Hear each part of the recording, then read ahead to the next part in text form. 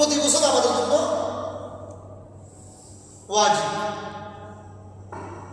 এই জন্য হজ ও কুরবানি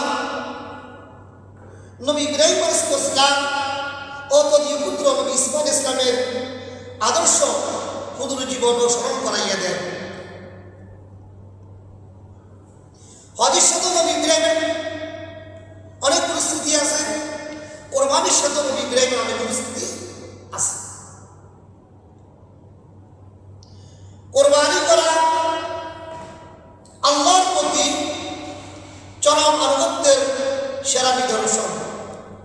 উৎসর্গ করা, মানুষ তার প্রতিপালকের নির্দেশে কতটা ত্যাগ স্বীকার করিতে পারে তার উজ্জ্বল দৃষ্টান্ত এই কোরবানি। নবী ইব্রাহিম তার জীবনে পরতে পরতে তার শিশুকাল থেকে নিয়ে বৃদ্ধকাল পর্যন্ত প্রতিটা সময়ে মাওলার দরবারে বিভিন্ন পরীক্ষা দিয়ে বিভিন্ন ধরনের ত্যাগ স্বীকার করে আল্লাহ পাক নবী ইব্রাহিমকে মিল্লাতে আবিকুম ইব্রাহিম হুয়া সাম্মাকুমুল মুসলিমিন, মুসলমানদের জাতির পিতা হিসেবে আল্লাহ পাক নির্বাচিত করে দিয়েছেন। সুবহানাল্লাহ ওয়া বিহামদিহি।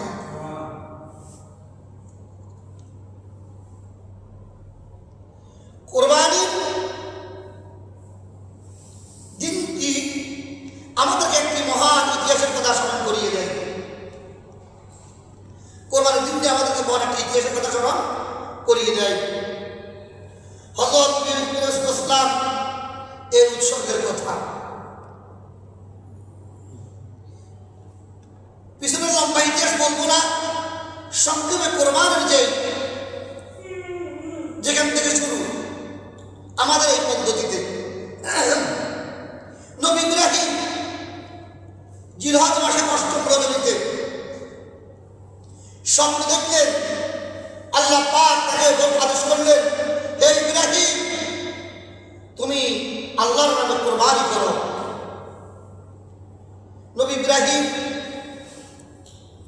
সকালে উঠে তার ধন সম্পদ থেকে অনেক ধন সম্পদ আল্লাহর জন্য উৎসর্গ করে দিয়েছে।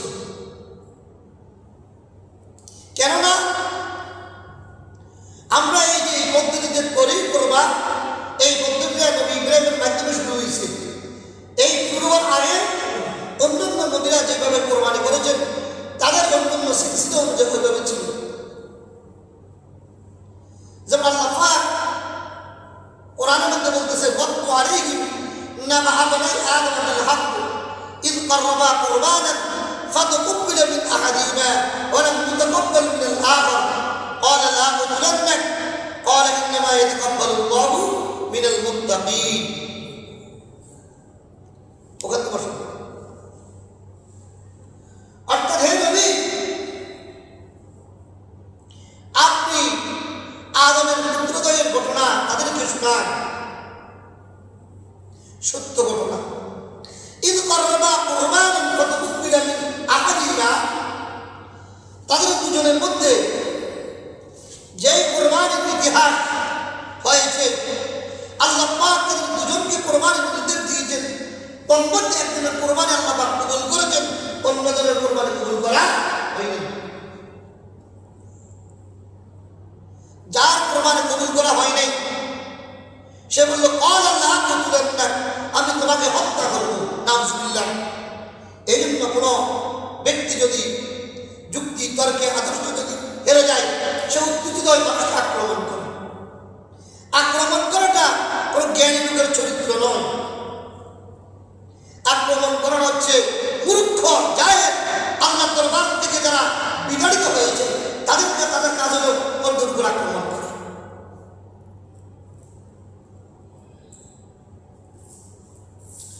আর ইন্নামা ইয়াতাকাব্বালু আল্লাহু মিনাল মুত্তাকিন। এক ভাই বলছে, আমি তোমাকে হত্যা করবো, যিনি ভদ্র মার্জিত, তিনি বললেন, আল্লাহ পাক যারা আল্লাহকে ভয় করে মুত্তাকি তাদের জিনিসকে আল্লাহ পাক কবুল করে। সুবহানাল্লাহ।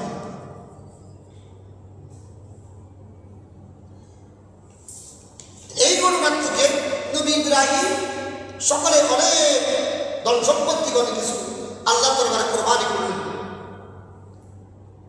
তারপরে রজনীতে আবার ঘুমাইলেন, ঘুমের ভিতরে দেখতেছে আবার স্বপ্ন দেখলেন ইব্রাহিম তুমি কোরবানি করো।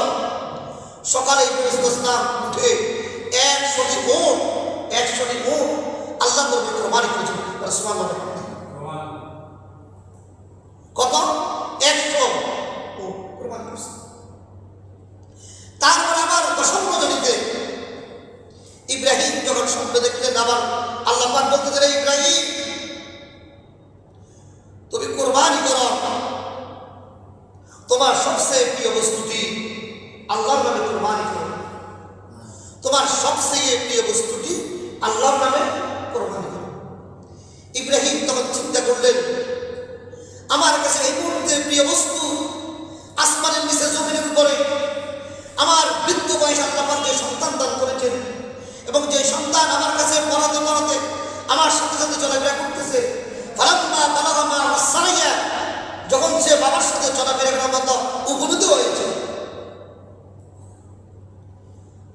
তখন তিনি চিন্তা করলেন, আমার কাছে এই মুহূর্তে আল্লাহ পাকের পরে প্রিয় বস্তু আমার সন্তান।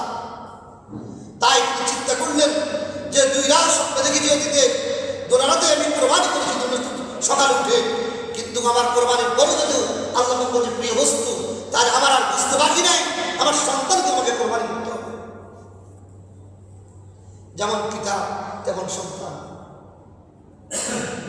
উভয়ে আল্লাহ পাকের দরবার। সন্তানকে বলে যে আমার কলিজার টুকরা নয়নের মনি, আমি স্বপ্ন দেখেছি,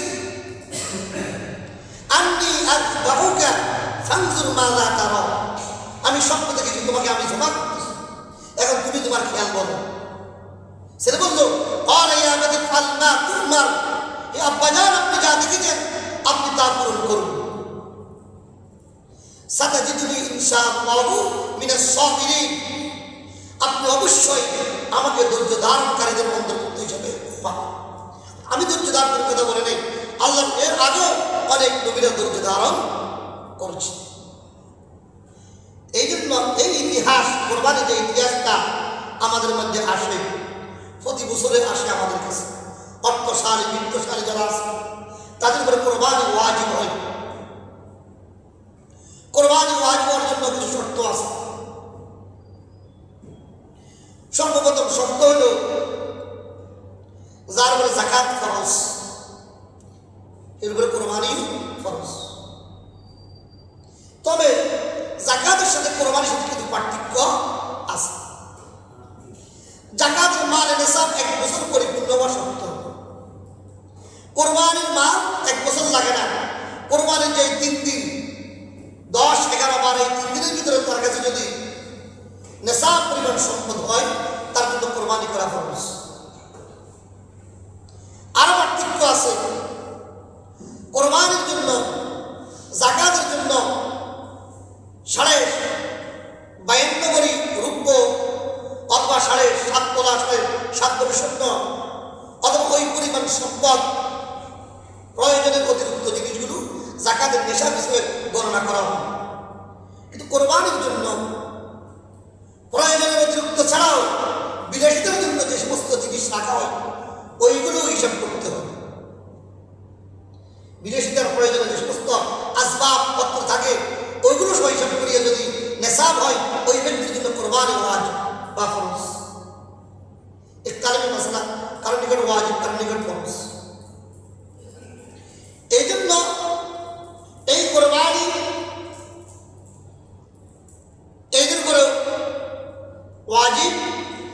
তারপর হচ্ছে আপনাকে অনেকে আছে কোরবানি মান্নত করে নিয়োগ করেছেন, মান্নত করে ফেলছেন কোরবানি করার জন্য, তাহলে সারা মালের হিসাবের প্রয়োজন নেই। ওই মান্নত করার কারণে তার জন্য এটা ফরজ। কথা বুঝতে পারছি।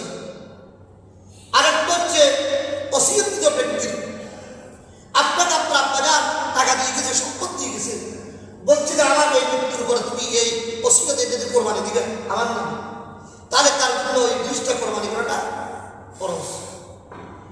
অথবা গরিব ব্যক্তি কোরবানি তার জন্য ফরজ ছিল না, সে একটা পশু ক্রয় করেছে, নিয়ত করছে যে আমি কোরবানি করব, এখন তার জন্য কোরবানি করাটা কি ফরজ।